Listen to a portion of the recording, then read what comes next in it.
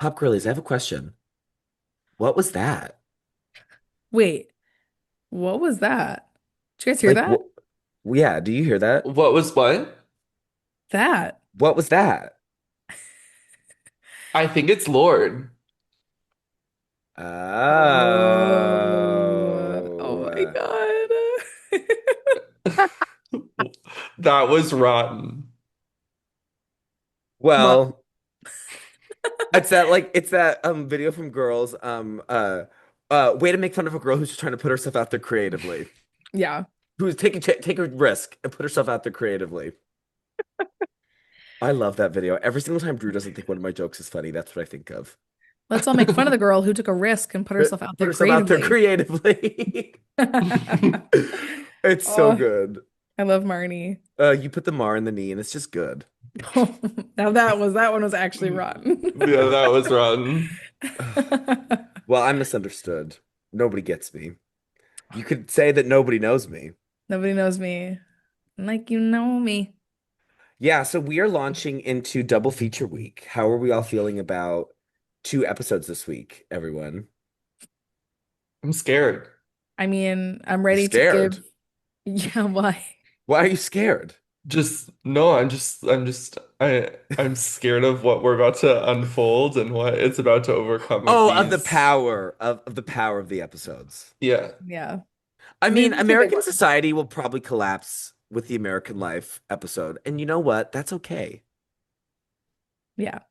Yeah. Sometimes what's like the well, isn't it like a Joker something or other where it's like a villain kind of quote and it's like sometimes all society needs is a little push or like I feel like that's like a quote from a movie and it feels like that's what we're about to do, you know? Like Well, first we I'm got thinking Virgin, second we got American Life. that's so funny because Right. in my head I was thinking of, have you ever seen the Marianne Williamson like clip of her going, "We need to completely restructure civilization." That's Wow. that's Oh, what I'm thinking of. That's we need to that's what's going through complete my brain writing the American Life script. a restructure of civilization. Civilization. And that's what Madonna was thinking when she wrote American Life. Yeah. Honestly, yeah. Like, oh my God. But It first we literally, have to get into our virginity. I know, but it doesn't feel real because like we've been wanting and hoping for Lord to return for years. And then we've been talking about American Life this episode for months and months and months, and it just feels very surreal that they're happening at the same time. Like it feels such a gift from the pop music gods. This is a homecoming. Totally. It's just like it's everything, you know. Thank you, Pop Girly Nation God. Like, thank you so much. Yeah. Oh my God. Yeah. Well, okay, let's get into this hot tracks gig though before we get into the episode and talk about Virgin. But that's obviously what we're here to talk about today. Virgin, Virgin, Virgin, Lord, Lord, Lord, Lord, Lord. But first, what are the non-Virgin tracks that we have been listening to? Why don't you start us off, Maria? Sure. Well, as these two know, I did some traveling this past week for work, and on the flight back to Are Chicago, you are you about to say what Levi and I think you're gonna say that you told us that you were listening to on the actually, no, plane? I'm Oh, thinking something okay. else. Well, now you have to tell that story. You have to just tell the Pop Girlies what text you sent us on the plane. Yes, yes, yes. So I was on the plane texting up a storm with Drew and Levi, and I just started kind of like flipping through all the random songs I have saved on Spotify. And then I was like, oh, obviously I found myself here. So I text the two of them and I say, no one on this plane knows that I'm listening to ASMR Lover right now. Like sometimes it's so refreshing just to know that like, yeah, I'm the most predictable, or no, I'm the most unpredictable, unique person on the plane. And like on the way there, I watched Mamma Mia and Wicked. And then on the way back, I watched A League of Their Own. And then I also texted them and I was just like, I just want the people behind me to know that I am probably capable of the most fun that a person can have out of anybody on the Maria, plane. that is the gayest travel entertainment watch I think ever to exist.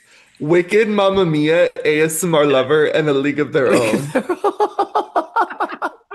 And I don't even know what the fuck else you were listening to. Like you I'm were also really like, why did like you have you ASMR Lover downloaded? you know why? She's obsessed with that song.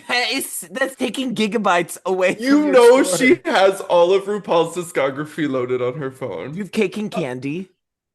I don't, well, so the thing is, I make these playlists every year where I call them 365 songs of the year or, of whatever, every year. So there must have been some day where we were talking about it, or maybe it was just like some day I watched an Every episode of day. Drag Race. Okay. And I added it to one of my like song everyday playlists. So I have a lot of really random songs downloaded because I have all of those 365 songs playlists downloaded because they're just kind of fun to go through when you're on a plane because you don't really have much else to do. So are you just like adding a song a day, just like a random song? Yeah. Yeah. And I've done it since 2022. Oh, that's so cool. Well, Yeah. Look at So it's sorry a lot you. of that we fun. derailed you with the ASMR Lover gig. No, no, not at all. I'm so glad we got to chat about that because it was so fun. And yeah, obviously had the most fun and exciting plane ride of anybody else on the plane. But my hot track is going to be This Used to Be My Playground by Madonna. Oh, Because that's so good. I was so gagged when it started to play at the end of the movie. It was like such a gag. Because I mean, I don't know if wait, Levi, have you seen it? Oh, many a time. Yeah. Oh, okay. Wait, Drew, have you seen it? No. That Okay. was one of those movies that we always watched if it was on TV growing up because I felt like it was Yeah. like played on TV quite a bit. And my mom and I have like a few movies that whenever they play, we would like always go to them. And that was one of Yeah. them. Yeah. So I've seen it quite a Oh, few times. yeah. I had never seen it before, and I was living so hard, and the end was like honestly making me really emotional. Yeah. It's a great movie Yeah. So I was like, oh, this is everything. But it's so gaggy when that song plays at the end. and filmed in Chicago, Right? filmed here in Chicago. No, and League of Their, she's been a Playground #1 hit in Mm-hmm. America, of course. Smash. It's a really good song. Yeah. Okay, yeah. So that's my hot track. Love it. Drew. Okay. I was kind of having a hard time because I've just really been on the virgin gag of it all. Um, so I'm just gonna go with a Lorde favorite of mine that kind of like really got me into her. Obviously, there's Royals, but like I was such a Love Club person. Like that is one Uh, of my favorite Lorde songs of all time. It's so good. So that's gonna be my hot track, the Love Club. that's so good. I love Yeah, that. I love that song. it's so good. I love the production on it. It's really cool. Like the Oh, the way that like the like, background vocals are like in your yes. Hmm. ears. They kind of like have like a call and response type of thing, which I Yeah, find really cool. I love that song. Yeah, it's so good. Also, the cover art for that EP is so cool. crazy, but so It's good. The I little love it. rat. Yeah, what is that little guy? Is it a rat? Yeah, I think I think so. so. Little rodent. I also Love him. love the girl in it. If it was supposed to mimic her, it does not look like her at all. Oh, I think it's so her. I think it's so supposed to be her. Yeah. The Love Club I felt EP. so, well, I guess I mean we'll talk more about Lorde obviously, but when she was first coming out, I felt so seen because like we had such similar hair and I also did the thing where you kind of parted over all huge all the time. You're constantly flipping the part and like had this big long curly hair and I was like, "OMG, we're the same." So yeah. Well, but now you're Charlie. Right. Now I'm Charlie. People say they're alike. They say they got the same hair. Yeah, that's what they say. Right, right, right, That's what right. they say. Exactly. Well, okay, so I'm kind of in the same boat. The last few days I've really just been listening exclusively to Lorde. Uh, Before that though, I was so excited for the album to come out that I found myself like listening to a lot of really random things. I was listening to new music for the first time. And I was listening to like albums I hadn't listened to in forever, just kind of to distract me from thinking about Virgin, Virgin, Virgin, Lord, Lord, Lord, Lord, Lord. And I revisited an album that I hadn't listened to all the way through in forever. And I forgot. I mean, I always remember this album as being great, and it's a very, I think, important album to pop music as a history. It's incredibly impactful sonically. I think its influence on production is still being felt today. But it really is like it's such a phenomenal album, and like the context that it was made in is so interesting. And so I'm talking about Blackout by Britney Spears, which is her 2007 album that is considered to kind of be her magnum opus. And it was created amidst like her huge media storm and kind of like mental health struggles and struggles in the media. And it's such a phenomenal album. It really is like, it's so good. The production is out of this world and it's just so like endlessly interesting. It's a look at like a kind of life that almost nobody on the planet will be able to relate to. And it's kind of allows you to get in that headspace so vividly, which I love. So I think that my hot track is going to be, I don't want it to be a single from it. I'm gonna go with Radar, which is such a good song. I love that song. It's so catchy. The production is so cool. It has this like really like kind of like almost computer key-esque synth throughout it. That's really cool. And that song's so good it's on two albums because she also included it on Circus a year later, which I think is kind of silly. But yeah, Radar's so good. I would love to talk about Blackout sometime on the show. I think it's such an important album. And it really is like remarkable that, now that, especially now that we know kind of everything that she was dealing with personally, since she's been freed from the conservatorship and she's written her book and like revealed a lot of stuff, it's just really amazing that she was able to make something that good. I mean, it's a really incredible album. So, Well. yeah, Work. you're on my radar, Pop Girlies. Okay. So, I'm yeah. So, married. oh, you know that song. Oh Oh, of yeah. course. I figured Maria would know it, but I didn't think you would know it, Drew. Of course. No, I had like a Britney phase. You did? Yeah, like I really liked um I just don't really like her now, but I liked Blackout and then I got into Circus and then I got into Femme Fatale. Oh, And I then it was never knew after Femme that. Fatale that I was kind of like I mean I love Make Me featuring G-Eazy. Well, what about Work Bitch?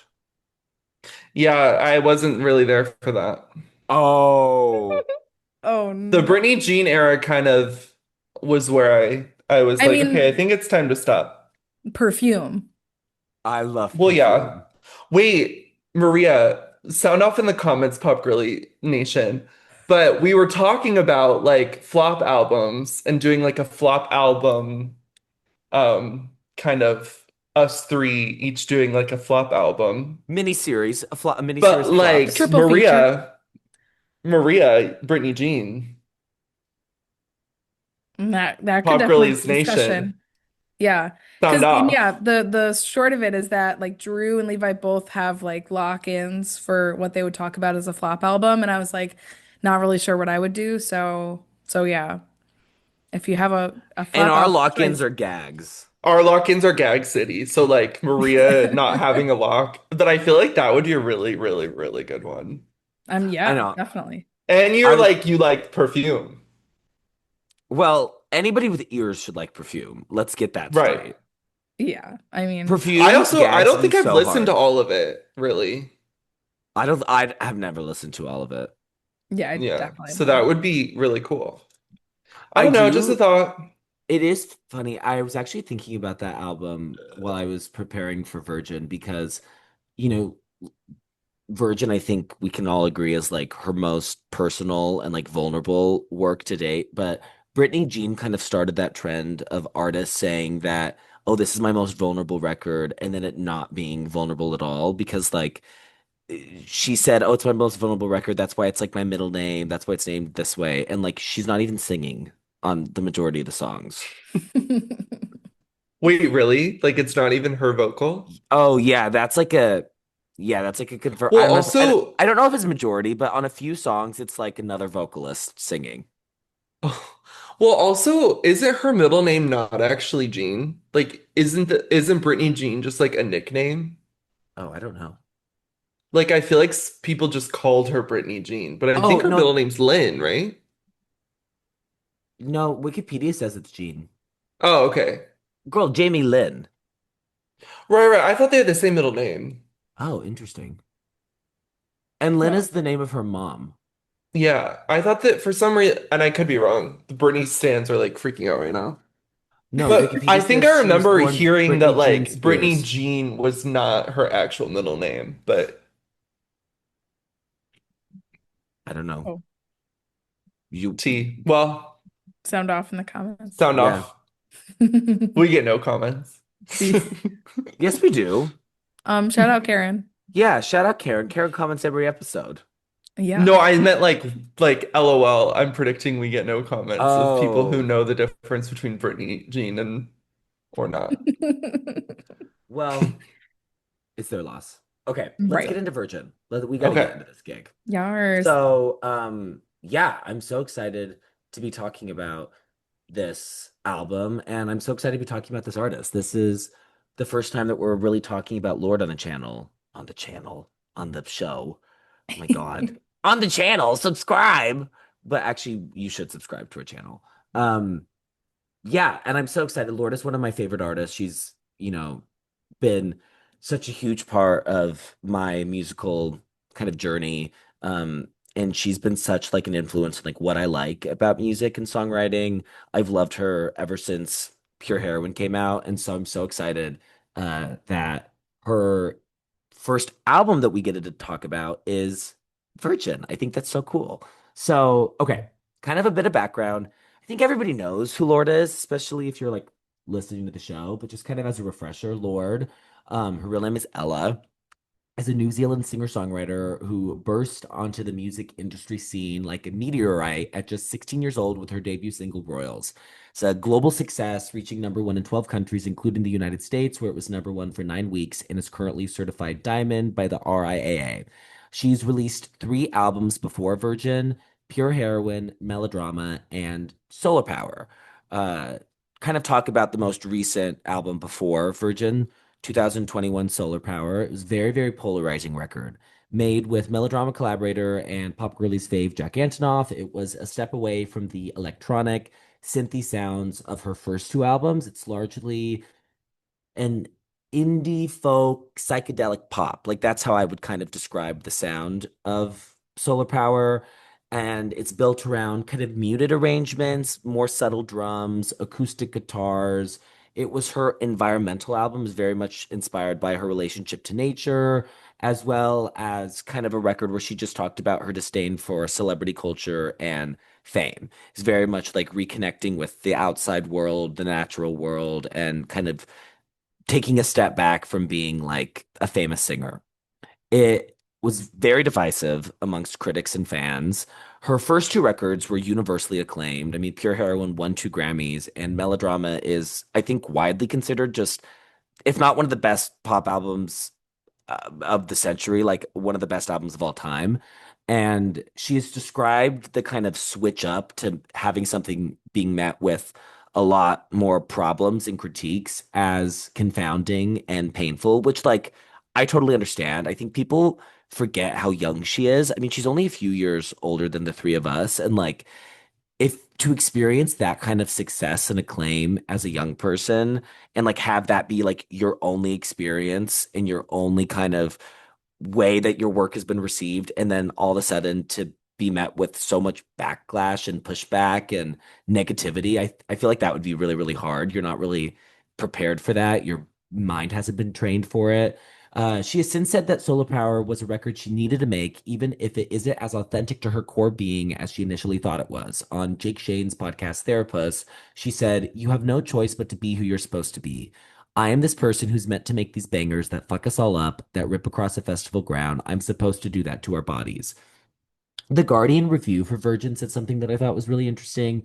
It said that at the time, Solar Power felt like a resignation letter, but it turned out to be merely an out of office message, which I think is a really interesting way to kind of talk about her like return in a lot of ways on Virgin. So also want to point out that Lorde was a big culture part of a big cultural moment last year by hopping on the remix of Girl So Confusing by Charlie XCX.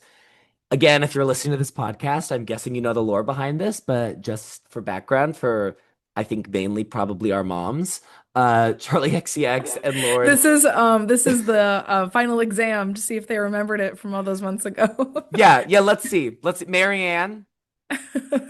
Did you Marianne. not remember the girl so confusing lore? Yeah. At what age did Lorde walk like a bitch, Marianne? Sound off in the comments.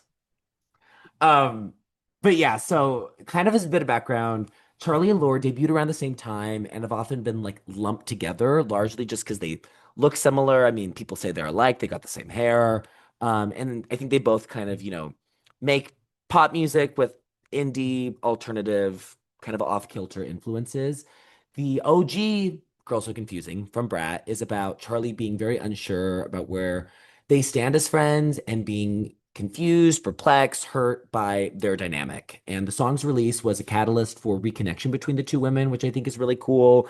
It like didn't start a beef. It like brought them together. And Lorde was actually the person who proposed the idea of releasing a remix where she gives her response. I think I don't want to like throw stuff out, you know, kind of facetiously, but I think we could say that her verse is like pretty iconic. I mean, the phrase "let's work it out in the remix," I think is kind of definitely entered like the internet cultural lexicon. And it was just this like very profound moment in pop music where we never really heard like an artist hop on the song that's about them, and it's not like a diss track type of a situation. It's this like very emotionally mature moment of these two incredible artists working out this problem in their relationship on a public and musical scale, which I think is really cool. And her verse is just like incredibly resonant and very, very moving and very, very honest and vulnerable. She talked about struggling with body image and disordered eating and how that held her back from hanging out with Charlie because she didn't want to be photographed. And,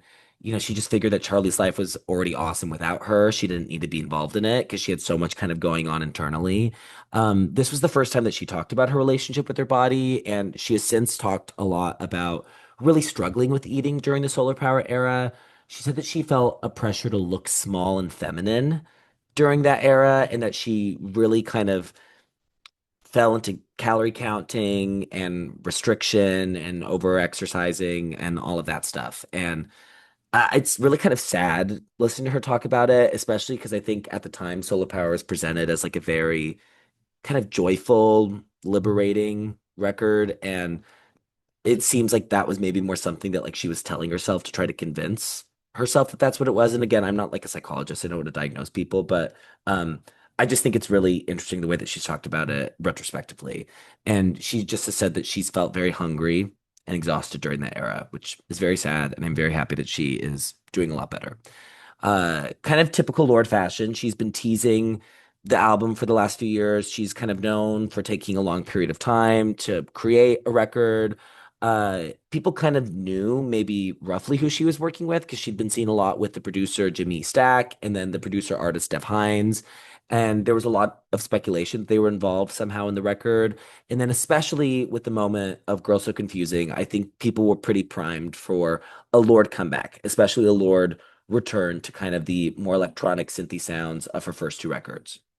So getting into the album itself, the primary collaborator on Virgin is the producer and writer Jimmy Stack. He's worked with artists like Bon Iver, Caroline Polachek, Haim. They connected in 2022. Lorde reached out to him and was like, "I think that we're supposed to make bangers together," which she's just so weird. But they had a few sessions. Nothing really like clicked. I think Lorde was going through a lot in her personal life. Only one song from those sessions made it to the final record. I don't know which one. Actually, I think I do. I do think it's David because she said today that David was the first song that she started writing. So I actually do think it's David. But so she moved to London in 2023 for a few months, and really I think kind of like worked out a lot of how she was feeling, really kind of wrestled with a lot of stuff mentally. And then at the end of the year, returned to New York, reconnected with Jimmy, and they got back to working on the album, and then the record was largely made across 2024.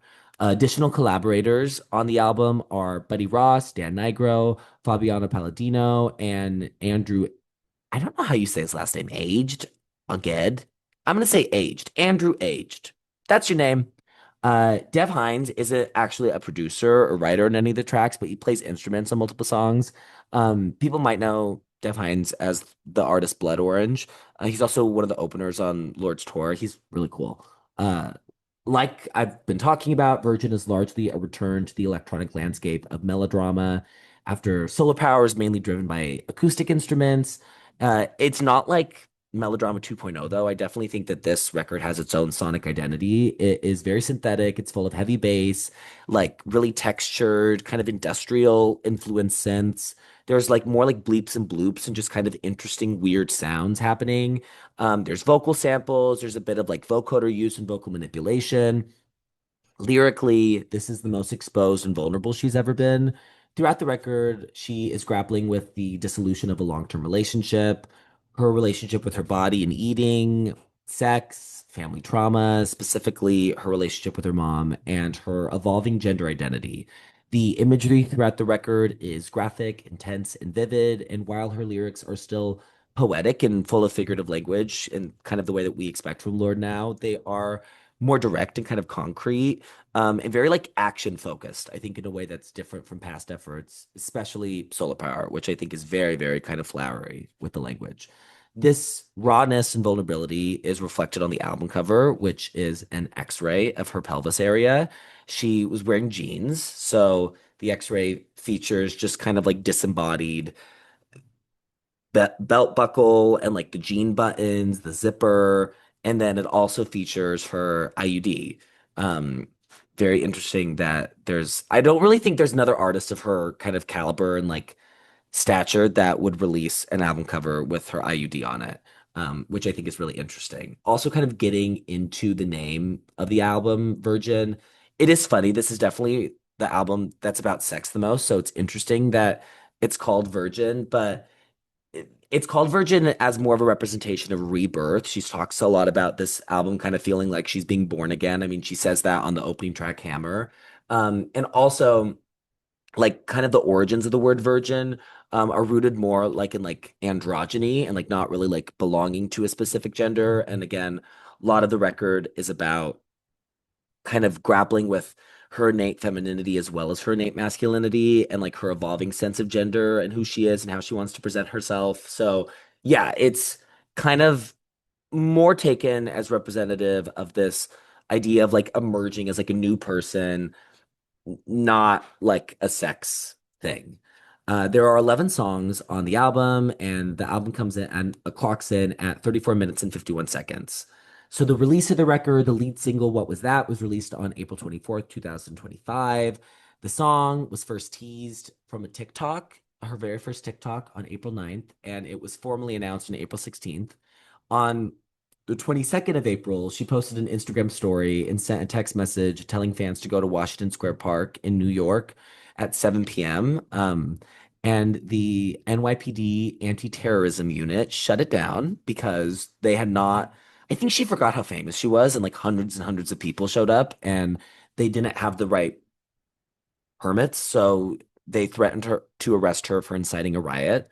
About 3 hours later, they were able to work something out, and she arrived and played the song in a speaker once. And that was very important because that ended up being the last scene of the music video, which was released on the same day as the song and is all filmed in like iPhone and was filmed like right in the days leading up to the album release. I mean, the song's release.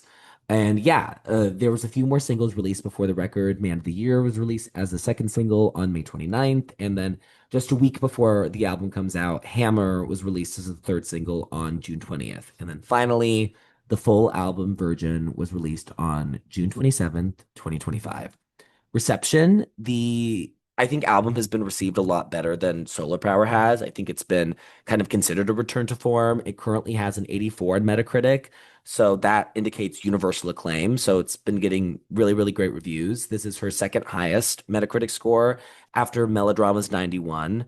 I do think that if Pure Heroine was reviewed now, I think it would have a higher score than it does. It has like something in the low 70s. And I think that's indicative of like in the early 2010s, just people were a lot harsher in pop albums. Because I think if Pure Heroine was released now, it would have a much higher score. But yeah, this has been considered kind of a return to the Lord that people were expecting. And from what I've seen, I think that her lyrics, vulnerability, and vocals have been the recipients of the most widespread praise. The quibbles I've seen the most when reading reviews has been like some people aren't a fan of the production. I think it's mostly gotten like really great notices, but I think some people weren't into it as much. I think that's probably the biggest critiques of it. I think I've also seen some critiques about the length since it's so short. But yeah, it's overall, I think, been really fantastically received. All the people I know in my personal life love it. It's been really awesome getting like talk to my friends about it, getting to talk to my pop girlies about it.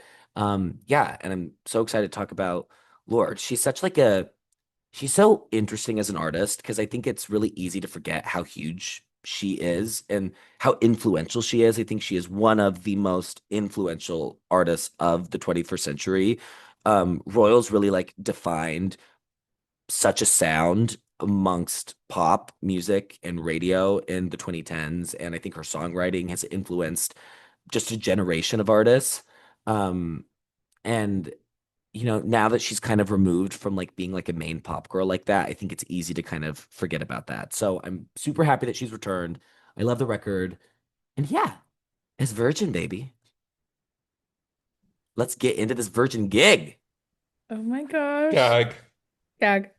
Okay.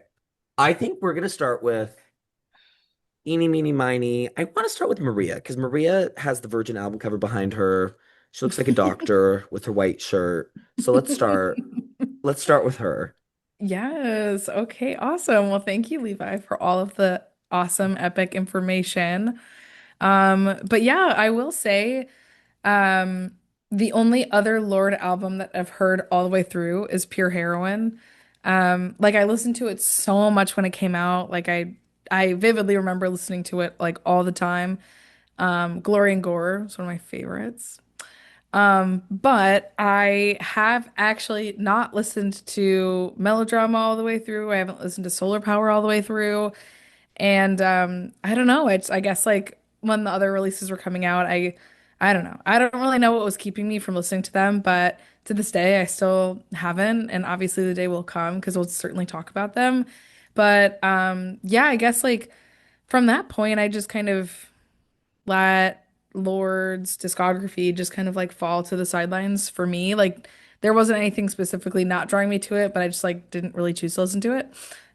So I'm really glad to have been like kind of put back on the train of listening to her music and just kind of like understanding where she is as an artist because I feel like this era for her and kind of everything that her music's about and like centered towards right now is just like really interesting. And I think it's really cool to see somebody, like Levi said, like around our age be so vulnerable, but then also like confident in their kind of just like ability to communicate to the world exactly who they are, which I think is really, really outstanding. So yeah, and not gonna lie, I was a little bit nervous going into this because I was like really worried I wasn't gonna like it.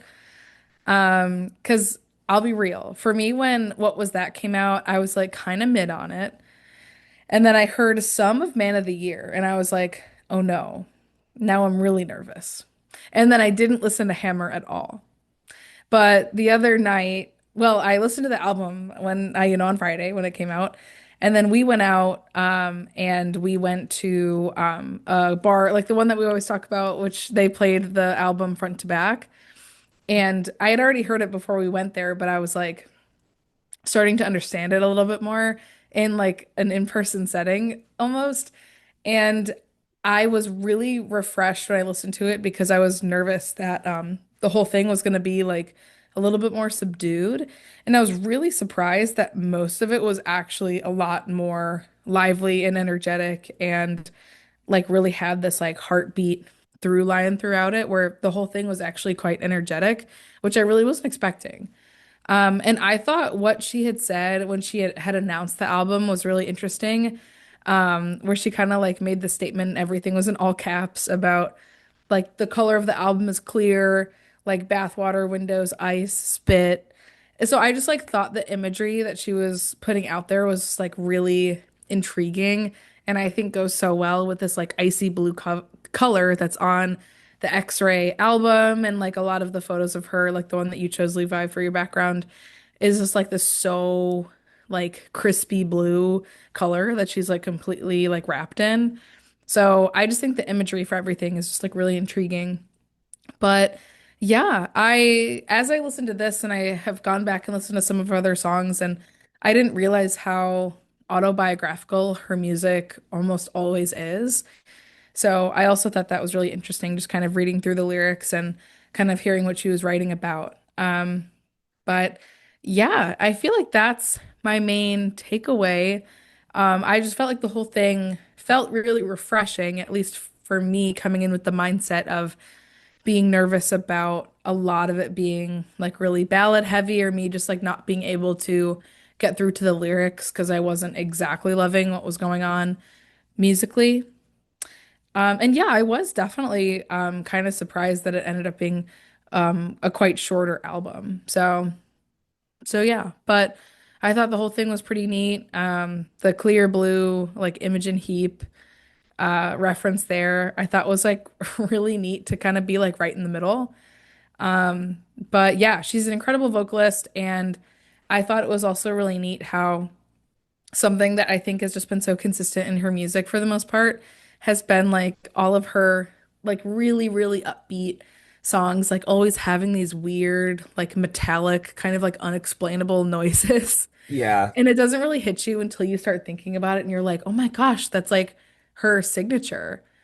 And like it really, I feel like this really made me like recognize that even more, especially with like What Was That and Hammer and probably a couple of the other ones. But yeah, I thought it was really awesome all around. And yeah, it definitely exceeded, well, not to say I had like set expectations of how good or bad it would have been, but I was just personally worried that I wasn't gonna like it and I wasn't gonna relate to you guys liking it much more than I would have. But I'm really glad that I had an awesome time listening to it. So yeah, Oh, that makes me so happy to hear. I also think that like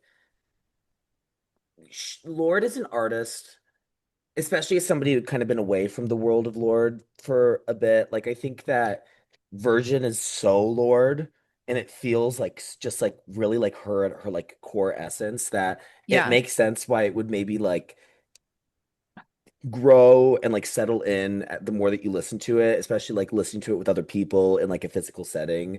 Because yeah, like that's kind of what I've seen. I think that like people who are so into Lord like immediately understand what's happening and like are so into it.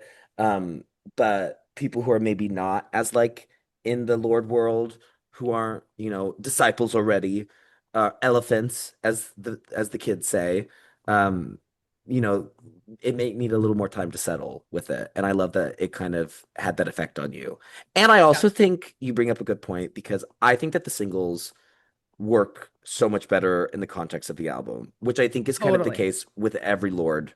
I think that's the case with every Lord album because we can't rewrite history. Greenlight was booed.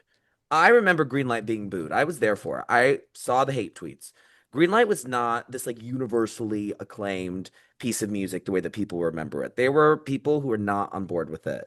And I think that those people needed it. It's the context of the album opener and the rest of Melodrama to understand it. And like now, obviously, it's heralded as essential. Yeah, Maybe I think a lot of people consider it like one of, if not her best song. So yeah. And yeah, I'll she be like just so real too. I remember so vividly when Supercut came out. And at first, and I'll being so honest here on the record on Pop wow. Girlies, I didn't get it at first because I thought that the In Your Car, the Radio Up was like really goofy, silly. And I like for some reason I couldn't get past it being like really clunkety and goofy. But then like once I got it, I got it. But I for a moment there I was a denier and I like didn't I wasn't seeing through In Your Car, the Radio Up. And then I got it one day. But I know that I've talked about like being in the mental hospital on the podcast, but that might be the most vulnerable thing anybody has said. That they didn't understand Supercut at first. for a second I was like, this is kind of funny. I don't really get it. But then I got it. Oh my And God. I mean, I'm nothing if not truthful and vulnerable and real to myself and real with others. You would never been nobody not to be 100 to the face. Right. So now you know if you're ever getting in a car with me that you are safe to be in the car with the radio up. And I'll probably be the first one to want to be in the car with the radio up. So there we have it. Oh my God. The concept of it being a supercut of us, Like, oh my God. like that concept. Like let's just sit with what we heard for a sec. And then we play a supercut of us Yeah. in the car with the radio up. And like in my head, I do everything right. Yeah. Oh my God. That lyric is so crazy for a 19-year-old to write. I'm sorry. Oh my God. It's insane. Like I can't even like comprehend that she was so young when she was making music. And that's such an interesting thing about like growing up now is like, wow. Like I always thought those people were like so much older of like in order to be famous, you have to like be at least 24. And it was like, oh my gosh, like we were so close in age. And Yeah. like, yeah, I mean, that just goes to show for how incredibly genius she is when it comes to making music and writing lyrics. I also think with Lorde specifically, like so much of her public image when she first came out in Pure Heroine era was kind of being like wise beyond her years. And she had such a maturity to her that I also think people forget how young she is. Cause like I'm comparing her with somebody like Taylor, who was also 16 with her debut album was released, but she was so much like a teenager and I think really leaned into the youthful kind of girly side of herself. And compared to Lorde, who dressed, very like gothic and wore heavy makeup and was just very like cutting and intellectual and just really like saw things for what they were. I think that I feel like that would be hard, just to be like still a kid, but people look at you like you're wise beyond your years and like look at you like you're some kind of like, you know, wise old sage or oracle. Yeah, she was also very like mysterious, like in her public persona too, Yeah. which is usually not the case for like young, like specifically young female artists. I feel like that was Yeah. not the norm, which I think is really cool. Yeah. Well, yeah, because she debuted, Pure Heroine came out the same time that Bangers did. And so Yeah. Bangers, this like young woman, very, if you want to know our thoughts, listen to the episode, but just completely different ways of like presenting yourself and sharing your music. And I don't think one way is better than the other. It's just very, very different. Okay, Drew, Totes. you ready? You ready to talk I'm about so ready. Virgin? I am. I am. Yum. Yeah, so I remember exactly where I was when I first heard Royals for the first time. I remember I don't remember what year it was, but it was the summer during middle school, and I was hanging out with two friends. Um, and the other friend played Royals for the first time, and I was in my kitchen, and she played it, and I was like, "What is that? Like, who is that voice? Like, what is that?" I'm obsessed. Wait, did And you say it what was was that? what was that? And I remember like it was on the iTunes charts because that's where we found our music at this time. It was like 90 something. Like it was like it really hadn't hit yet, but somehow this girl knew it. And I was like so hooked. And that was like the Love Club EP kind of era. So I got like super into her then. And then I think it took like a couple more months for like it to really pop off. Because I don't know when Royals like reached its peak in the year, but I think it was like early fall, right? Or I That's don't exactly know. when it was. Yeah, it was in the Yeah. autumn. Yeah. So that was like really cool. And I know she like some of it was written like inspired by like George Brett on the Kansas City Royals or something, right? Yeah, you're the person who told me that. Yeah. Because she like saw a magazine or something with him on it, and that's how she was inspired to write it or something, which was like really cool because I was like living in Kansas City obviously at the time. Um, But I remember, so I got really obsessed with the Pure Heroine album. Was really just so taken by it. Um, and it was like the only thing I listened to really because um I was just like, I just really felt everything that she was saying. I just like really just resonated with her. And I loved her voice. I thought her voice, and I still think her voice is like no one can emulate, which is like so rare. So yeah, and then I actually, so for the first tour that she did when she was doing like smaller theaters, I actually won tickets to the concert the day of the concert. And so like, and it was right after she had won the Grammy. So there was like all of this like hype around it. Like no one could get tickets to go. And then I won tickets. And to this day, like I would probably say that that concert, and I mean, I was probably like what, 13 or 14? Is that, if Yeah. that's tracks? I like still think of that concert as like a top like three concert that I've ever been to. Like I thought the energy that she like getting to see her in a small venue was so, so, so cool. But like just seeing her just like because in that concert she kind of came out like there wasn't a huge production behind it. And I remember like the crowd was talking and I was looking at the stage and she had just walked out like in front of the curtain to like start. And like it was very much like watching like high school theater in the point where you're like, oh, is this starting? Like we gotta like tune in for it to start. And then she started with Glory and Gore. She like didn't say anything to the audience, but she just started singing. And then like everyone just kind of like clenched up and started watching her. It was like one of the coolest things ever. Yeah, I will never forget seeing that concert. So then I even got like more obsessed with her. Um, and then I will be honest, like when Melodrama came out and I felt like there was a huge surge with her. Like I felt like a lot of people that weren't really there for Pure Heroine got really into Melodrama, which is like so great. I don't know if that was both of yours experiences with it. No. Mm, no, probably not. See, for I was me, like the like, only person who liked Lorde out of my oh friends. right. Okay, okay, okay.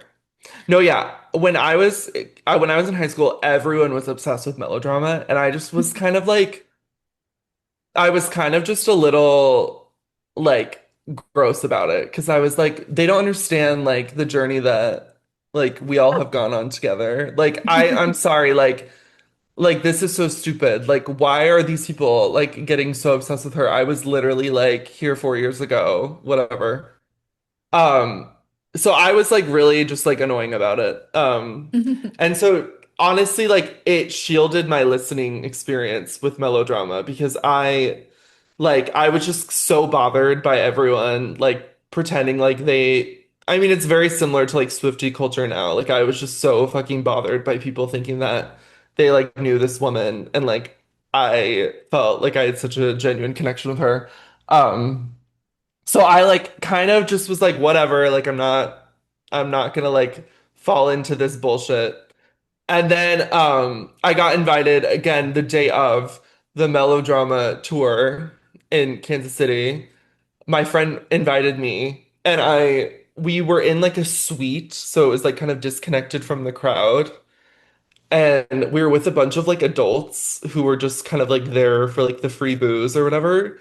And I remember like her performing and wa having to watch the crowd like literally have the time of their lives. And like I'm sitting with like a bunch of 40-year-olds that I don't know, like just like kind of watching. And I was like, you know what? Like I do understand. Like it's fine for all of these people to like really enjoy her. Um, like that's fine. And so then like from that point on, I was like, whatever. Um, so that was kind of my journey. And then Solar Power came out and I really loved it. I know Levi will probably get into his Solar Power thoughts, but like I I You're an intellectual. You understood it. yeah, I love it. It was really cool because I feel like Lorde, at least for me, and I think it's because of how close she is in age to us, but like it feels she's the one that it feels really cool to watch her kind of evolve as a person because since we're so close in age to her, like it feels like we're kind of in a similar evolution in like what we're learning in life and like what we're kind of like figuring out. And I felt that so much with solar power. Like obviously I'm not like famous or whatever, but it felt so cool, especially because she goes away for so long and then comes back. The like reveal of the solar power era and like kind of seeing her back after melodrama going through this huge kind of personal evolution and like really getting down to earth. It was really cool to see. And I haven't really experienced that with another artist.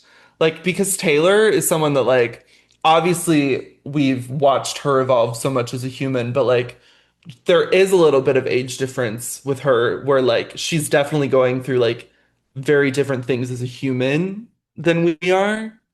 Obviously, her lyrics are really relatable, but I feel like Lorde, in a way, is like going through something similar to us, which is like really Hmm. cool to watch. Um, so yeah, so solar power was amazing. Um, I loved it, but obviously like hearing how she thinks about it now, it kind of does shift the perception of it a little bit. I still love it and we'll probably go back to it, but Virgin I think is like everything to me. It feels something I wrote down is I said it feels like quintessential Lorde, but also it feels like I haven't heard any of these songs before. Like all of these songs feel like a Lorde song, but I also haven't heard her like address things like this, but also the sounds of the songs are not anything that I feel like she's explored before, which I think is so cool. Um, yeah. And I love the cover. And I love how like raw it is. Like it feels kind of what Levi was going into, like it feels like no one would would put an album cover like that out. But it's really interesting because you like see that it's an X-ray, but like you don't I mean when I first saw it, I didn't know exactly what it was. Like I I had to definitely be explained that it was jeans, like because I thought like the belt buckle may have been like something else or like something like that. And it's kind of cool because you're it feels like listening to a Lorde album is looking at this photo because Mm. you're given a raw image, like unfiltered or like unedited almost, but you kind of have to like decipher what it is to like get to the raw Hmm. image, and that kind of feels like reading the lyrics to Lorde songs. Like that Mm. is kind of the experience for me. So I fucking love it. I love the color of it too. I don't know if that's what X-rays usually look like, but like in color, but I love that like blue kind of thing that she's been doing. It feels exactly like what the album is. So yeah. And then just last thing I'll touch on the album before obviously we do the top threes and me's is I don't think her like and I've kind of talked about it how I fell in love with her whatever. I don't think her vocal performance is like talked about enough. Like I don't think people understand like any like young woman performing that is like catering to the pop sphere, everyone is emulating Lorde in a way. Hmm. Like, like you can't tell me that like Olivia Rodrigo or like Billie Eilish or like who else?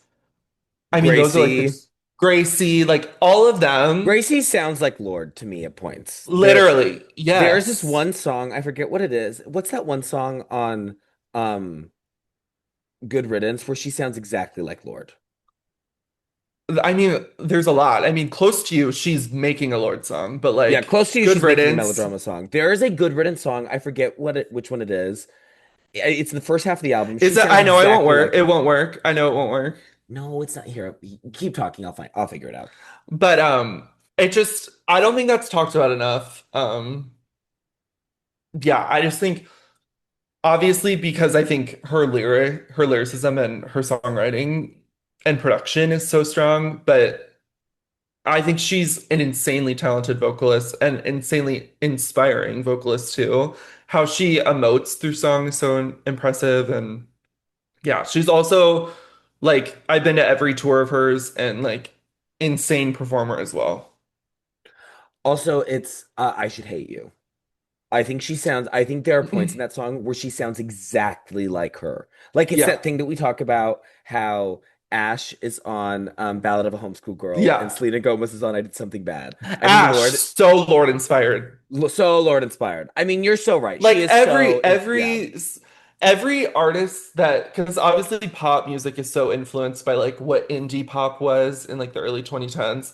Every pop female is bringing some sort of Lordism to their Well, and I think Taylor was very influenced by Lorde. I mean, totally. you know, Blank Space to me is very, very Lorde. And I think there are a lot of things kind of in her pivot to pop music, which happened after Pure Heroine, which is definitely Lorde inspired. But like Blank Space has always felt to me very sonically in line with what's happening on Pure Heroine. Well, and like when Pure Heroine came out, no one sounded like Was that. no one's making music like that. No, Which no. I just think it's so cool. I love her. She's like will always be one of my favorite artists. Like she's everything. My God, I love the Lord love. Of course. Yes. You know what? That's true. You're totally right. Yeah. And you're right No, about it was that. so validating to meet Levi in college because I was like, yeah, no one really like no one because after Melodrama, like I feel like the hype for her kind of died down. At least around my high school, like no one was really talking about her. And then it was so nice in college because freshman year when Levi and I met and Marie and I met, Lorde was like on her like Melodrama, like we thought she was Hmm. never coming back. So it was Hmm. so nice to like bond with Levi over loving Lorde so much. Oh yeah, and I remember like, like lots of nights talking about solar power. And we went to solar power tour together, Of course. which Drew had to convince me to go to day of because I didn't have tickets. And we like sat apart, but it was one of like the most beautiful experiences. Oh, And I still going think to a about Lorde it. show. She's Maria, like you before you die, you need to see her live. She is like she has this energy about her as a live performer that is just magical. And Yeah. it's like one of those, I mean, I wouldn't, but like you could sit like in the very tip top of wherever you're seeing her and feel the same as you are like in the front row. Like it's kind Yeah. of like that feeling. I don't know. It's insane. Yeah, she's amazing. She's Yeah. amazing. Well, I echo so much of what Drew said. I mean, Lorde has always been one of my top, top, top, top, top, top, top, top, top, top, top, top, top favorite artists. She is, I just think, one of the great songwriters of the century. She is so incredible. To me, in a lot of ways, like I feel like she feels kind of like this generation's answer to like a Fiona Apple, obviously making very different kinds of music, but similarly kind of broke through with this big smash hit as a teenager, takes a lot of years to come up with follow-up albums, very much marches to the beat of her own drum, and is just like so focused on crafting music that is authentic and challenging and interesting and honest. Um, she's amazing. I've always loved Lorde. Lorde has been just one of my number ones since as long as I remember like loving music the way that I do. Uh, and this album is like, I echo so much of what Drew and Maria said. It is, I love that thing that you said, Drew, of it's new and classic Lorde at the same time because it is. I think that this record doesn't feel like none of these songs feel like they could be on Melodrama or Pure Heroine to me. Like those are definitely the albums that it's closer to. Like this is not close to Solar Power at all, but they're so different. Like in terms of song structure, in terms of lyricism, in terms of vocals, and in terms of production. I mean, the like Melodrama to me is so lush and it's so like rich and full and it's so kind of like fluid and it guides you throughout, and this is a lot different. It's a lot sparser, it's more abrasive. It kind of like there's like fits and starts to the songs, which I think is really really cool. Another thing comparing the records is that Melodrama obviously very very synthy. It uses a lot of piano, and this record very very synthy, but there's a lot of like guitar involved, which I think is really really cool. I mean, there's that amazing like electric guitar in Current Affairs. There's the guitar on Man of the Year. There's the guitar on What Was That? It's like very like sparse, like strums, like plucking. It's plucking. That's what it is. Plucking, not strums. Yeah, it's just so different, and I think that I've seen people try to say that it's like Melodrama 2.0, and I think that's lazy. And again, that makes So me wrong. It's like I genuinely do believe that people are brain dead when they hear synth. I don't think that they can differentiate what like different synths because not all electronic production sounds the same. I don't get the melodrama I really don't comparisons. either. I tried, like, I tried to kind of reason, like, I was like, okay, like, is this really the gig that I'm gonna, like, be brain dead to? Like, am I the one who's, like, not reading this correctly? No. But, like, melodrama, it goes on it's such, like, a journey album where, like, you have to get on at the beginning and, like, ride it through the whole time. This one, it feels like there are parts. I don't Hmm. know if that makes sense to you, but like No, I that's get kind of how especially I feel. especially because like melodrama has a lot more like kind of interludes and like songs that Yeah. only work as like stitching in the album. These songs, even though they're shorter, it's a much shorter album. It doesn't really have that. Like I think you could maybe call Clear Blue an interlude, but that I think that strips it of that the song's power and impact Yeah. because it's so emotional and impactful and memorable. It doesn't really feel like an interlude to me, but I think you could maybe argue that it is. I also think something that's different is so much of Lorde songs, I think especially melodrama, is built on catharsis. Like she has these great builds and then releases, and like I mean, I'm talking about like Supercut. I'm talking about Green Light is a great example. That like huge release after the second chorus. And she kind of doesn't really do that as much on here. Instead, these songs like have these really interesting gradual builds to them. That was something that I know some people were a bit perplexed by or maybe annoyed by with the singles, but I think within the context of the album, it works beautifully. One of my favorite examples of that is Shapeshifter. I love the way that that song builds. Like, I love the first time you hear the chorus, it's so sparse. The instrumentation is so sparse behind her. And then the second time you get those like beautiful like cello moments and those it's like rhythmic and it's propulsive and then like it like just builds and it's glittering on the bridge and it kind of fades out and like you don't get that moment of like intense catharsis but you still get a song that's incredibly dynamic and has this really interesting build that keeps you engaged the entire time and these songs constantly feel like they're evolving that they're changing. I feel that way about Broken Glass. Like Broken Glass is this really interesting kind of abstract production that like gets like fuller and subtle ways throughout the rest of the song. I feel that way about Favorite Daughter. I feel that way about so many of these songs. Current Affairs, I think, is a great example of that. Like, I just love the pacing of the record. I love the pacing of the songs. I love the pacing of the track listing.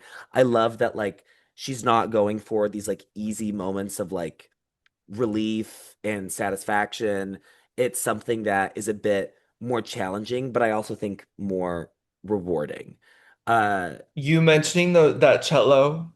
the cello. Well, okay, so I heard the album for the first time at one of the early listening parties. I went with my boyfriend to it, and we were in the corner of of this record store, right by the speaker. We kind of parked ourselves there. It was like the best. It was best place to be, right by the speaker. And we were by this gay guy and this girl, and we were kind of like dancing with them, the entire time. And the second that those strings came on in Shapeshifter, all of us looked at each other, mouths agape, and we literally like, what the fuck was that? Like, what was that? It's What was that? literally, what was that? What was that? It's so good. It's so good. I was shooketh. I was like, oh, so there are strings.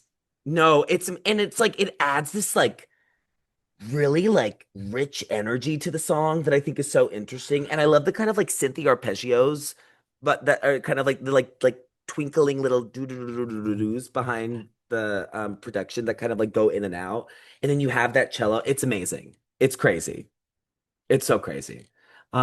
Lyrically, I just think she's on a complete another level. I was also a little nervous during the lead up to the record because she talked about in interviews that this was very straightforward and like simple lyrically compared to other albums. And like, I love Lorde, the songwriter. I love the way that she uses words. I love the way that she uses figurative language. I something that I go to her because she says things in ways that nobody else would say them. And so I was kind of like, oh, I want that. And she still is doing that. Like I get what she means because I do think it's a lot more like straightforward and simple for her, but like it's not like simple. I wouldn't call this simple lyricism or like straightforward lyricism. I think in the context, especially compared to Solar Power, which I think gets a little flowery, this is very different. These songs, the lyrics are like very vivid, they're very potent.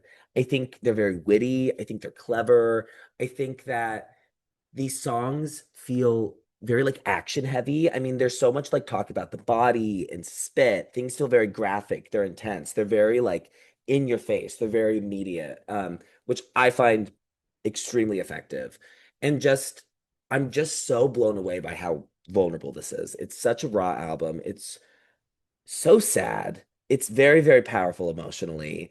I don't think that, Drew kind of going on this point that Drew was making, melodrama, it has such a narrative arc to it. And like by the end of the album, she kind of moves on from this relationship. And that doesn't happen here. We aren't left with that kind of resolution. I mean, David is the album closer, which Jesus Christ, like that's not a happy ending. And I find that to fit in a lot more with like who she is as a person now, like as like somebody in her late 20s. I know as somebody who's 25, like that definitely feels more realistic and honest and authentic to kind of where I am in life. Like you don't really get those like happy kind of everything tied up with a bow endings. Like things get kind of just left and you're kind of supposed to deal with the pieces and figure out how to move on. And I love that about this record. I love how vulnerable it is. I love how much she's not afraid to go there. There's so many times when I was listening to the record for the first few times where I'm like, I can't believe she just said that. Like, I can't believe she's talking about this. I also think it's really funny though. I think she's very, very witty about herself and kind of playful in a way that I don't really find her to be. And throughout the rest of her discography, I think she can be very serious. And she's so loose here, which I love. I definitely think you can tell that she feels so comfortable in her skin. I think the word brave gets thrown around too much. I think a lot of times we call things brave by artists that really aren't brave. I think this is a brave album.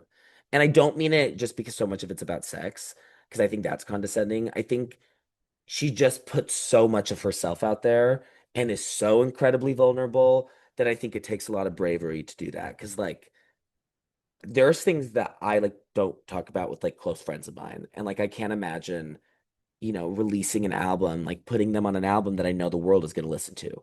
So I just really respect her so much for it. And I think on a personal note, like I deeply relate to this album. I find it so emotionally resonant. It is so much in conversation with a lot of things that I feel like I'm going through in my life that I can relate to, that I have gone through.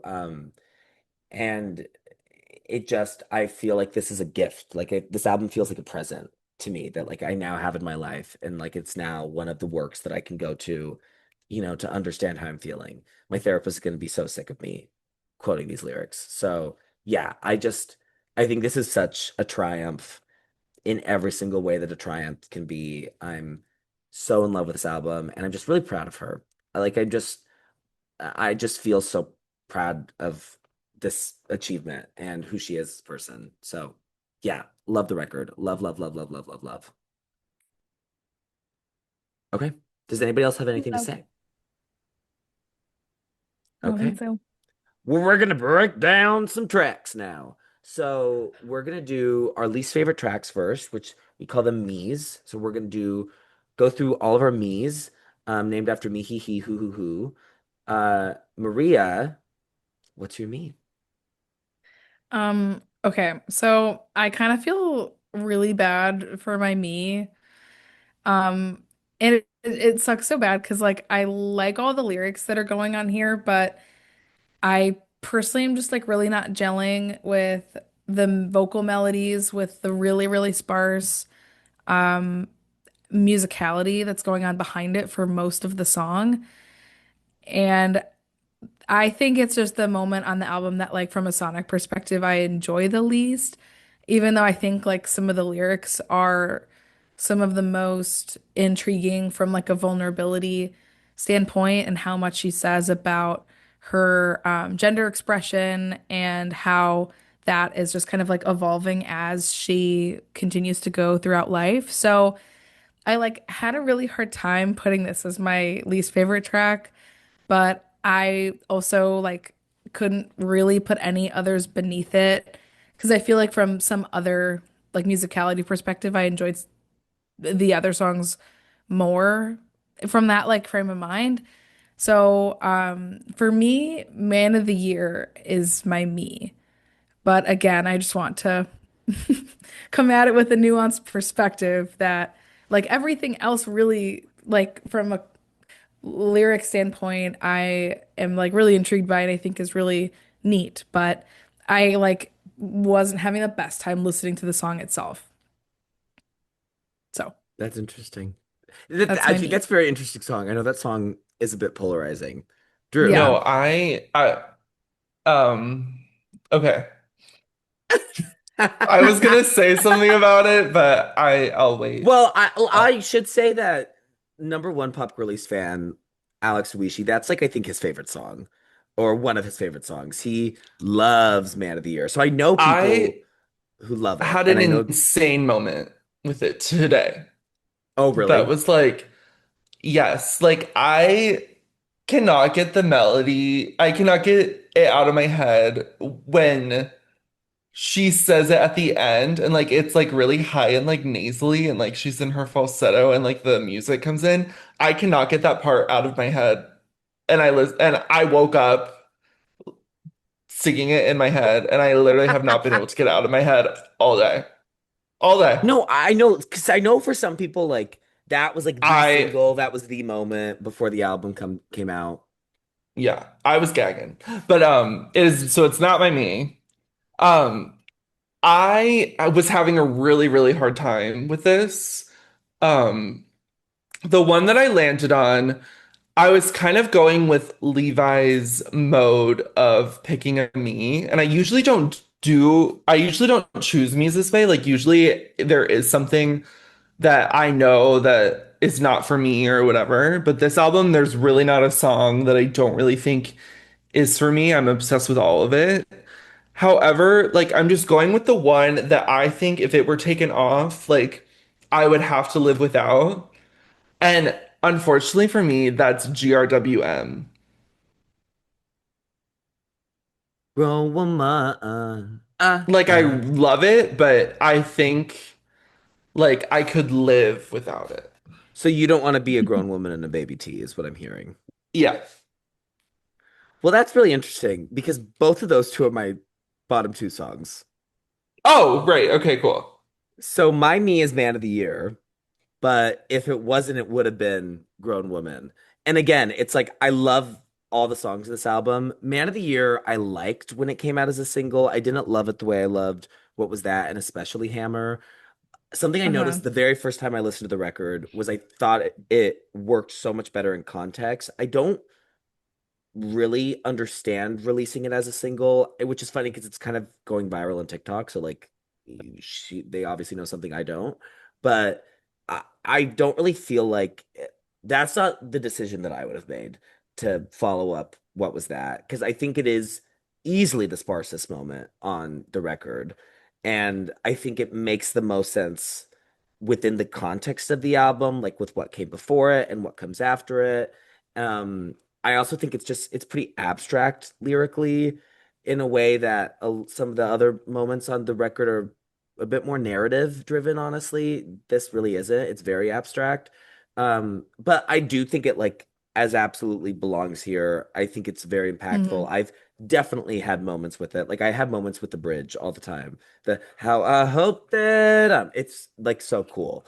Um, but yeah, What that would is you have my picked for the single? Like, would you have just done What Was That in Hammer? honestly maybe. That's kind of what I was thinking too. I kind of would have. Yeah. Because I also think Man of the Year would have been more of a gag within the like just Yeah. listening to the album. But And then yeah, you kind of get, yeah, yeah, you then get you the get first two tracks. yes, yeah, that's what I think that is what I would have done because I don't for such a short album, I don't like a lot of singles. Uh I probably would have just done because I do think What Was That was a great choice for a first single. Um, Agreed. and I think Hammer was a great pre-release as well.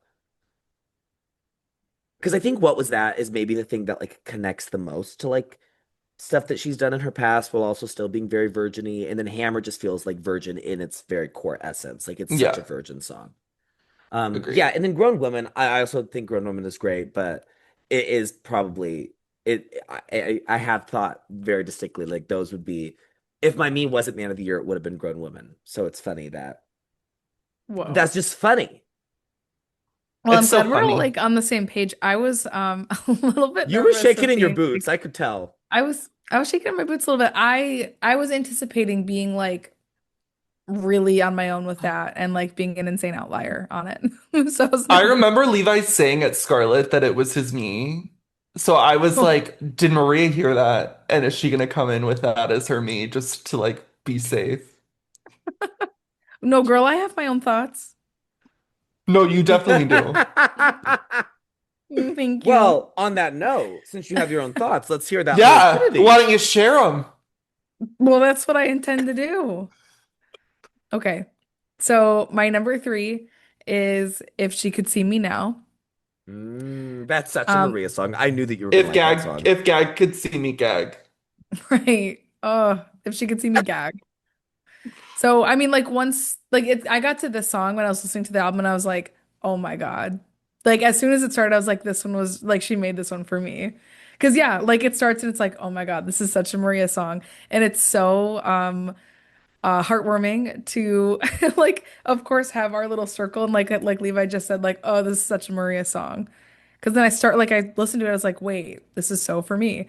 So I just said the same thing three times. But yeah, I mean like this is just like very much up my alley. And this song kind of feels like if there was like a Glory and Gore song on Virgin. Because it very much has that kind of like darker like sonic quality to it. And it's just really punchy. And I think she does this kind of sound like so well. So yeah, big fan of that one. My number two is David. Um, Yeah.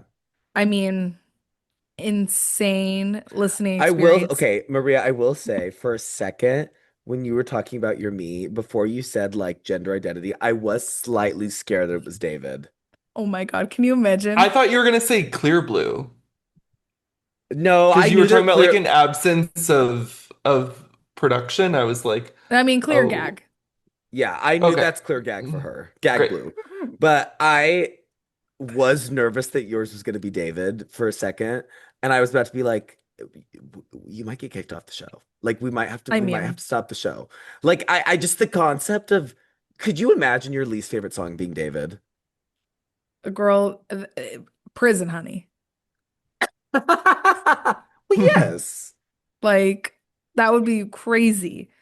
But I just could not believe that the song was happening. Like as I was like, this is actually happening right now. This is insane.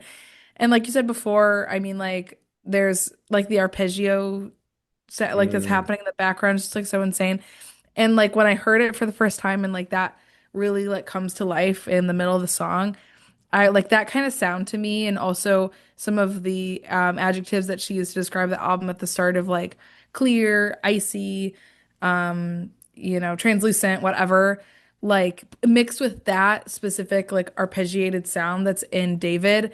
Like Can the y'all word, define that word to the Pop Girlies Nation? so an arpeggio is when you have a collection of notes that are, it's almost like imagine like a wave, like a sound wave, and it's like notes that are constantly being kind of like cycled through, I guess. I mean, I'm sure there's like a much better explanation, but if you think of the Stranger Things like opening theme, like that sound is an arpeggio. yeah, Slay. I feel like that's the best commonly like that's like the best commonplace example for an arpeggio. Like oh do no, do do do do do that's do do great. do do do do do do do, It's you when know? the notes of a chord aren't played all together, they're played separately, like simultaneously. They're like do do do do do do Yeah. do do do do do, Yeah. instead of a full chord being played, which is like all the notes are played at the same time. Yeah. There we go. Great. So Music theory with the pop girlies. there we go. So, but no, but like I was just like thinking of all of these adjectives that she used to describe the album, and then this like arpeggio is going on, and the word that came to mind to describe what I was hearing was clarity. Like it Mm, just felt so crystal clear, and also with like the way that she's asking these rhetorical questions in the lyrics, like it felt so just kind of like I don't know. It just felt so so clear. I don't know. I'm having a hard time explaining it, but like clarity was just like the word that came to mind of like this that sound and like the melodies that she's singing with, like it sounds like the sense of clarity and having a sense of clarity. So I just thought it was so intriguing, and the lyrics of that song are just like so beautiful and also like pretty heartbreaking too. And just her performance on it's like so good. So I was just like, wow, this is such an incredible moment. What a highlight for the art form of music. That was Literally. crazy. literally, yes. Yeah. So yeah. My number, it's crazy to say all that and have it not be my number one. I mean, but that I when know. you're a Also, your virgin, number three being like, this is the most Maria song ever. Number but three. that's the level of excellence that we're talking about here. Yeah. Like you can Yeah, have the this best place song for of all legends. time and it's number 6 on the album. Yeah, this place for legends. My number one is Hammer. You love Hammer. You gag. I gag. It's Gagmer. crazy though, because And you this is the didn't one I even actually listen waited to to listen it. to. That's so crazy. So you got to listen to it in the context of the album for the first time. Yeah. Isn't it crazy? It's so gag. I think it's the most fun, like danceable moment on the album, and I think it's a great opener. And also the opening line of like, what does she say? Like There's a when you're he. holding a hammer, everything looks like a nail. Yeah. Girl, Yeah. girl. That's So this, yeah. that gave me the same energy as it's just self-defense until you're building a weapon. Because it is. It's the same energy. Oh And you're my right about that. God. And you're right about that. Oh, but yeah, I love the melodies on this song too, and yeah, I obviously enjoy it as it being, in my opinion, like the most fun danceable moment.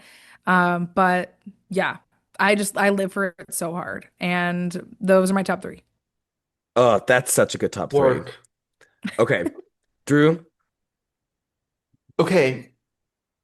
Uh, my number three is, I cannot believe this is only my number three, but it's Broken Glass. so good. Um, I think that Broken Glass is the best that that subject has ever been put into words in a song. Yeah. Period. Like I kind of, yeah, like I don't think there's another song that puts that kind of feeling or that kind of idea like into words better than that. Like I just, the way that she describes that experience is just like I really felt the emotion, and I haven't like experienced something like super severe in that way, but like I just like that it just really struck me, that song. Um yeah, I never heard that topic be discussed in that way before. So that was easily like one of the best Lorde songs ever. Um and then my number two is actually Clear Blue. Um Clear gag. Clear Clear gag. Gag. I Ugh. was insanely struck when I first heard Clear Blue. Yeah, I mean, one of Levi's favorite lyrics that we talked about, the "There's broken blood in me." Oh my God. I'm gonna cry. Like just thinking about it. Like yeah, like there's so many songs of hers that are just like so like her kind of like her lyricism being so like gutsy and punchy almost in her own sort of way fits so well to like the virgin aesthetic, but it fits so well in Clear Blue because her voice is really able to be highlighted because the production is kind of like the musical production of it is kind of taken aback. But I think it's such a highlight for me for her. And it's crazy that that song's only like almost 2 minutes long. And then my number one is Current Affairs. Mm, That was Yeah. almost in my top three. Yeah. that was like immediately your Love. number one too, wasn't it? Yeah. Immediately my number one. Yeah. Huge. I mean, I don't really have much more to say about it. It's The just like that sample good. in that song is so crazy, but it works so well. It's really crazy. It's so crazy, but it's so good. It's so good.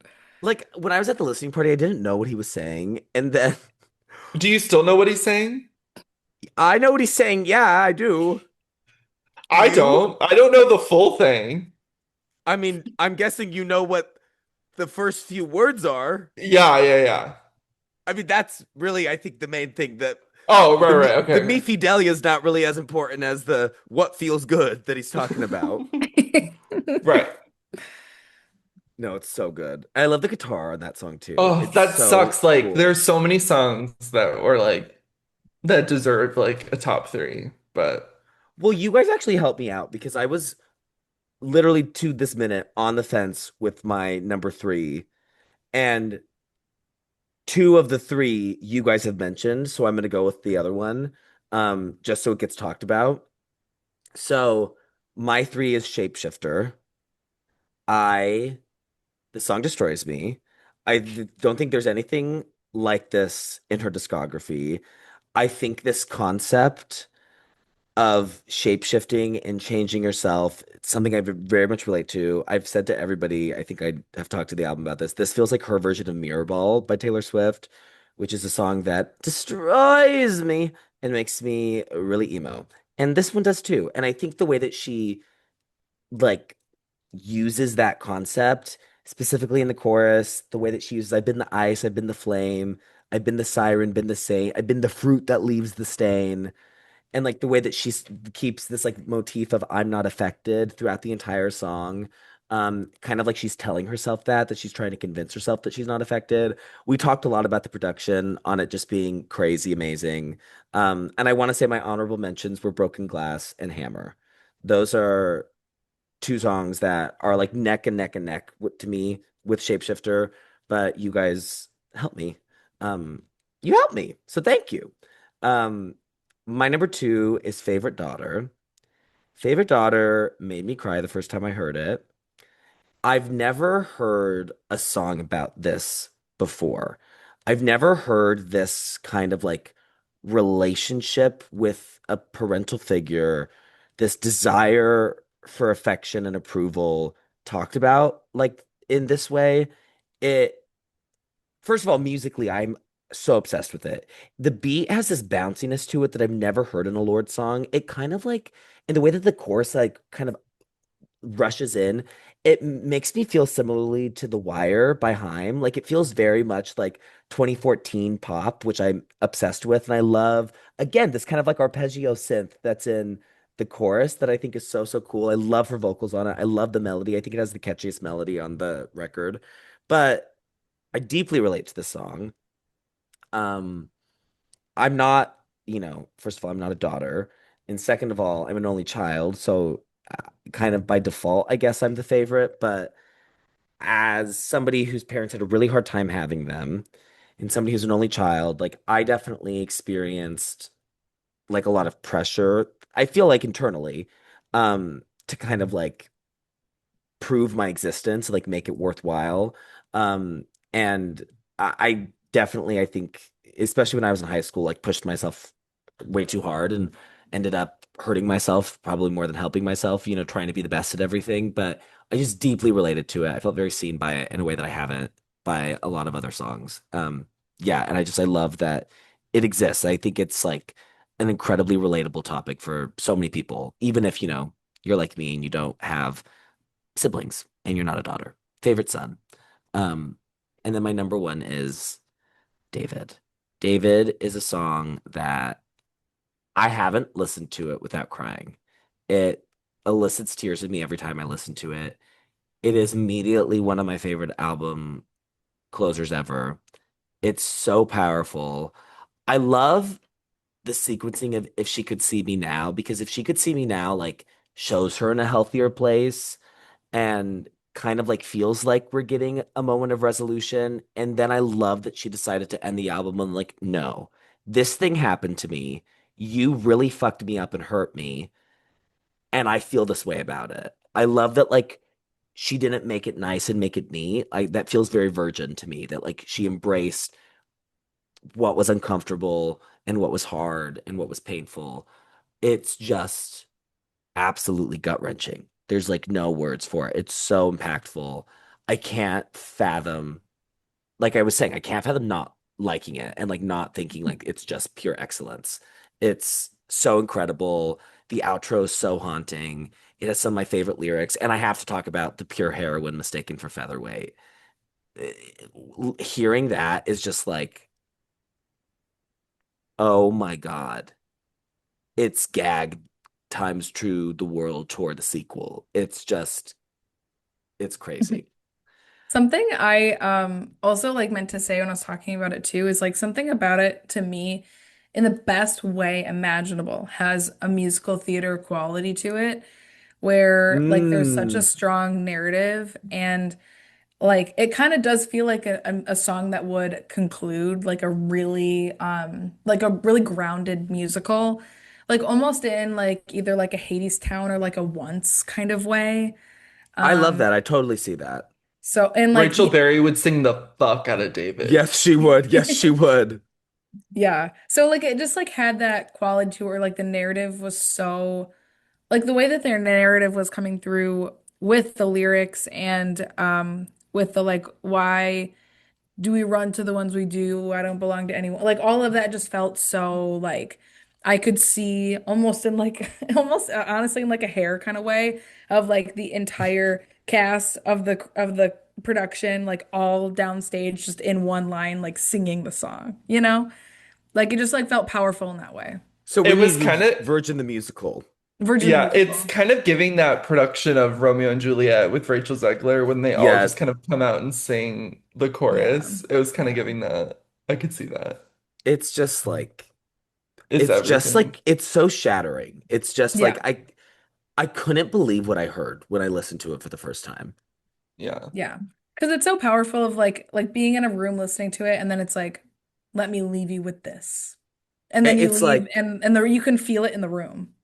yeah. And like the It album has to be ending the with, closer too. Yeah. am I ever, like, she's asking questions. She doesn't know if she's gonna love, am Yeah. I ever gonna love again? Yeah. Yeah. Oh, there's also something that she said today that I thought was really interesting because so many people talk about Pure Heroine and kind of like the circular nature of that record because it starts with the line, "Don't you think how it's boring how people talk?" And then it ends with the line, "Let them talk." And she actually said today that that was like accidental, that she didn't mean to do that, but she did intend for Virgin to start and end at the fountain because in the first verse of Virgin, she talks about the mist in the fountain is kissing my neck. And then in the very last part of David, she says, sing it to the fountain, which I think is really cool. Huh. Genius. Genius. I Okay. just choked on that. Huh. Because it gagged you so hard. It gagged. Okay. We're Gagged going to me. get into score time. So we're going to take out our utensils. Um, Drew Fork, let's start us off. It's a 10. I mean, it's a Fritz Bernays. It's 10. Do you guys know what that's a reference to? Yes, but I've heard that before, but what is it? That's in Bridesmaids. It's something my friend Zach and I say to each Yes. other all the time. It's when they're trying on The dresses. dresses. Yes, Yes. and Helena's like, I mean, It's the Fritz Fritz, Bernard. it's a Fritz Bernays. I don't think there's a question. And then Annie goes, well, actually, I might have a question. I might have a question, but like, it's Virgin. Like, I don't think there's a question. Yeah. Okay, Maria Okay. Spoon. So I'm gonna go in at a 9.4. Okay, that is for a new album by somebody that like Maria's not even that invested in. That is like That's a crazy. gag. No, because Yeah. you don't do that. I don't usually do that. You Okay. don't do that. Yeah. But like look at the material. I mean, when you're that girl, like When you and I said this when we were at Scarlet, I was like, I like how there you can't like because I mean we throw around you know, God Donna Lady Gaga and the like a lot. So Taylord. Taylor, right. So they're just like I like how there isn't a way that you can one up her name to make it more like more of like a deity-esque name because it's already Lord. You know, Because she like knew the who she work's already was. been done. She's already done the work. There isn't anything else you can do to elevate it. And I think that says a lot. Because she's the Lord. Right. Yeah, I'm a 10. Like easy. Easy peasy lemon Yeah, it squeezy. was an easy 10 for me too. Like Like this is history a- easily. automatic 10. Um, okay, so it has an average rating of 9.8, and Is that the highest? I think it might be that. Oh no, Blue has a beat. Blue has a beat because Blue is 9.86. Oh. What were the scores for blue? It was 10. So I gave it a 10, and then you and Maria both gave it a 9.8. I mean, if Wow. you're gonna be second place to an album, like Blue's a good one to be second place to. Yeah. I mean, Joni Crave. I mean, yeah. Like, But I mean, hey, we're talking about another album in a couple days, so well, that's true. Yeah. We just have to figure out a way for Drew to give it a 10. but it's fine. We'll get there when we get there. It's fine. I feel like we've concluded a lot of our episodes with So talking like about really it. giving Drew a hard time, and I don't want to do that the episode before. Also, like, what are we gonna talk about when American life happens? Like, so Should, much of what I think I about was is wondering American life like episode. should we just do a live stream where we talk about American life? Like it'll be too long. No, because if you're a true Pop Girlies fan, you will know how much of a gag it is. Yeah. Yeah. Like, it's like what I imagine people were like when the New Testament was released. Like, it was like, Yeah. we've been waiting for this. The Book of the Queen, honey. Right. Well, yeah. So as we've talked about, you're getting two episodes this week. So first was Virgin.